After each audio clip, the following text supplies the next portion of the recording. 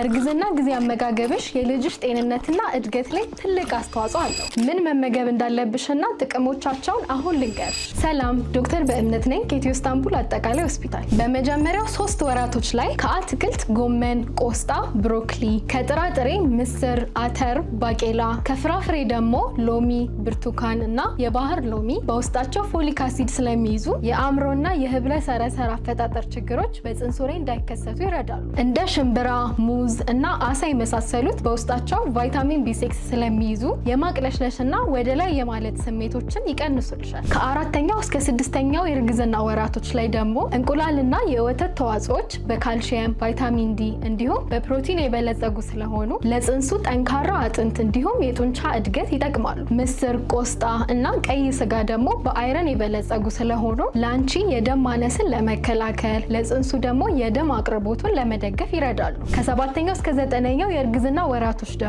ቅባታማ አሳዎች፣ የለውዝ አይነቶች እንዲሁም ተልባና ቅባት ያላቸው ዘሮች በኦሜጋ 3 የበለጸጉ ስለሆኑ ለጽንሱ አእምሮና አይን እድገት ይጠቅማሉ። ስኳር ድንች፣ አጃ እና ቡናማ ሩዝ ደግሞ በውስጣቸው ኮምፕሌክስ ካርቦሃይድሬት ስለሚይዙ ጉልበት እንዲኖርሽ የልጅሽም ክብደት እንዲጨምር ይረዳሉ። በማህፀንና ጽንስ ስፔሻሊስትና በስነ ምግብ ሐኪም የታገዘ ህክምና ለማግኘት በ0965 21 22 23 ይደውሉልን።